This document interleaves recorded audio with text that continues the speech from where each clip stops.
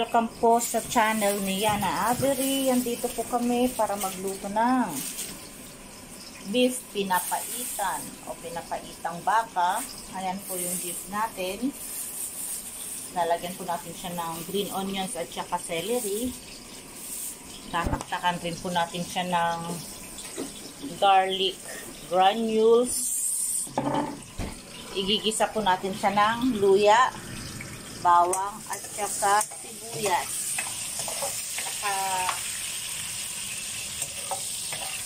Lagay na po yung ating bawang. Susunod po natin yung luya at saka sibuyas. Meron po siyang white onions at saka red onions pinaghalo po para mas mabango ang ating baka na pinapaitan. So ang gagamitin po natin na pinapaitan ay yung Mamasita po na binili natin sa Filipino store. Ayan. Mamasita Ilocano pinapaitan. Ayan po ang gagamitin natin. Bitter stew mix. So ito po ay pinapaitan na meron na po siyang konting asim. So nilagyan na po siya ng konting suka or may siguro kalamansi extract po. So nilagyan po natin ang luya at saka sibuyas para maluto ng maayos bago po natin ilagay yung ating beef. Naginayat ko po siya ng maninipis para hindi po makunat.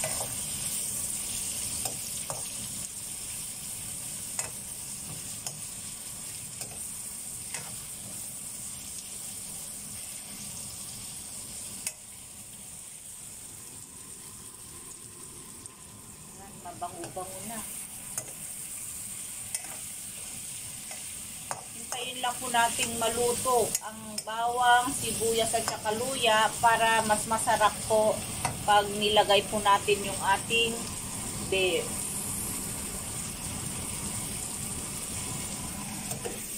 Ayan po yung ating beef. Nilagay na po namin.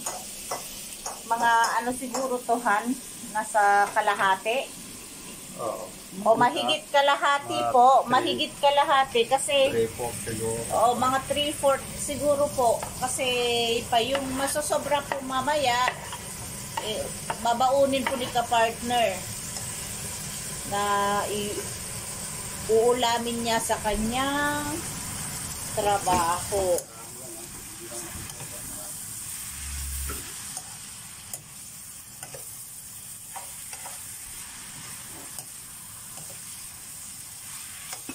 Lalagyan din po natin mamaya ng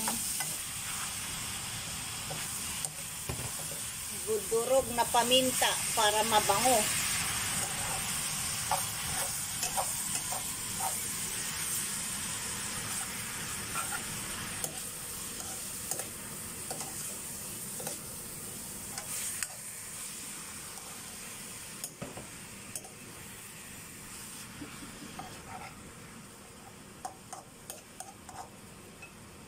Meron po akong nilaga dito kanina pero hindi pa po ako kumakain kaya hindi pa po nababawasan yung aking itlog na nilaga.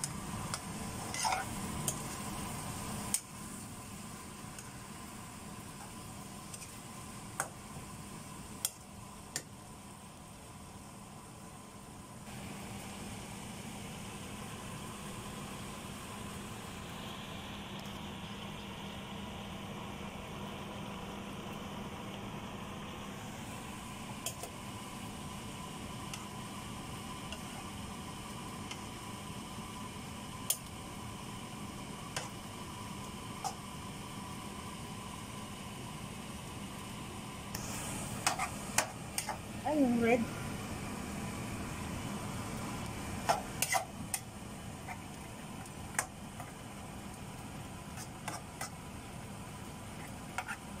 Paloob po natin yung mga karne na hindi pa po luto.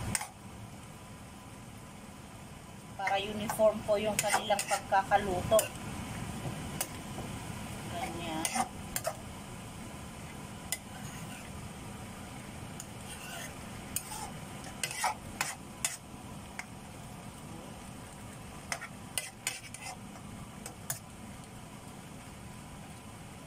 Maya-maya po balik ta rin po ulit natin para yung nandun po sa ilalim, yun po ang mapupunta sa ibabaw.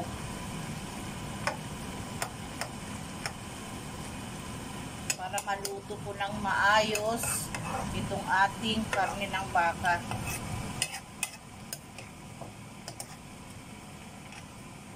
Ayan po.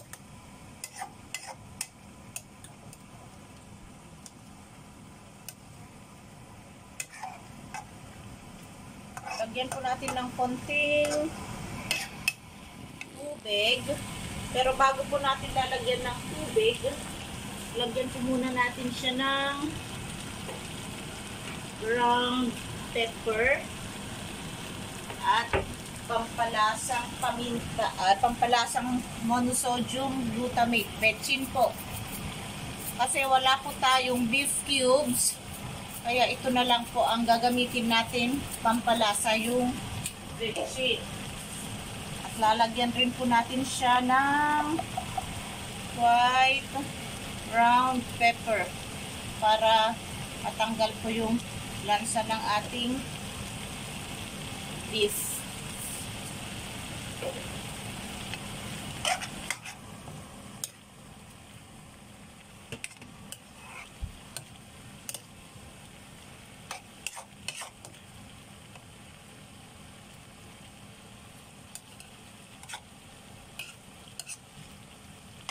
Lalagyan rin po natin ng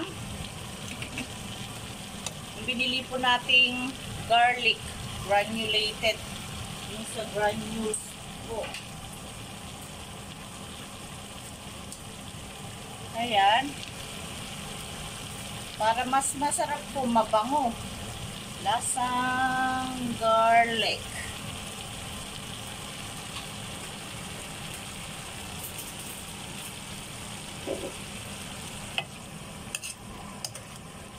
At asin.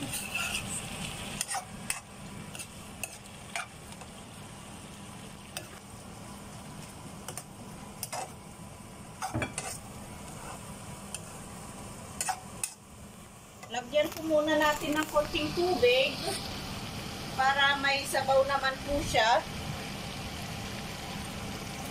Lagay ko na lahat na yan.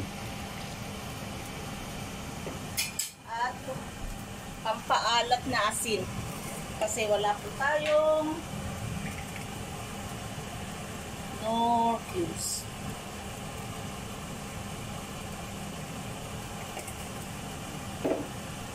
Bali yung asin po natin, table salt po, pero parang iodized po ka pino.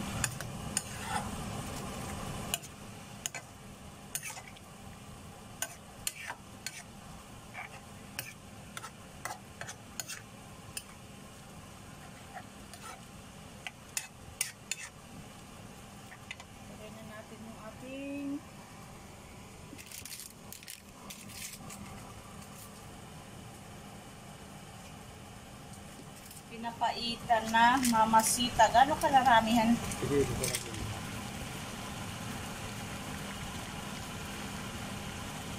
Kalahati?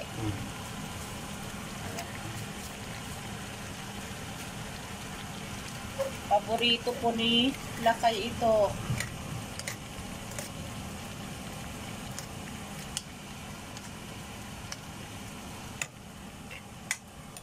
Pinapaitan. Tapos lagay na po natin yung ating pampabango, green onions po, at saka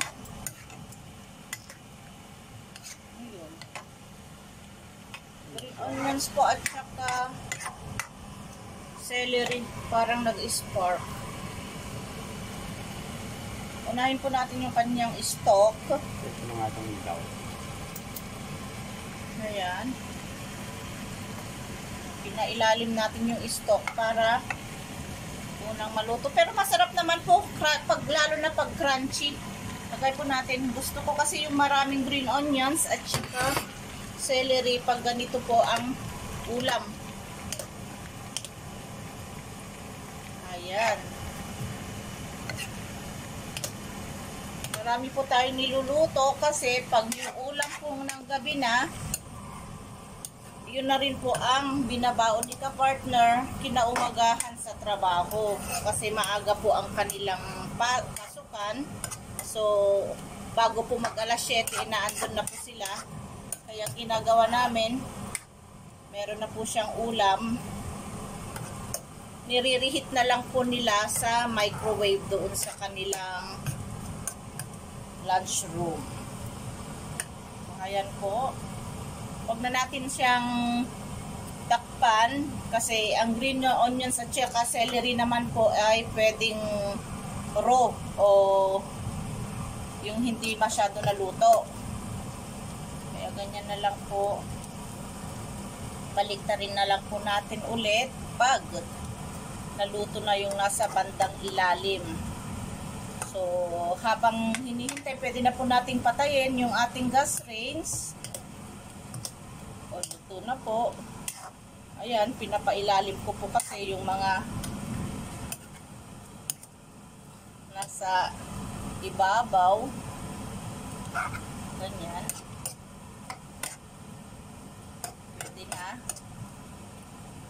Patayin na po natin yung ating gas range. So, sa lahat po ng nanood at nagkagusto sa aking video, paki-subscribe po ang channel ni Yana Avery. Paki-click po ang notification bell, all, para lagi pong updated sa lahat ng mga videos. So, paki-like na rin po, mag-comment, at i-share na rin po sa mga kaibigan. Maraming salamat. Hanggang sa muli. Bye-bye!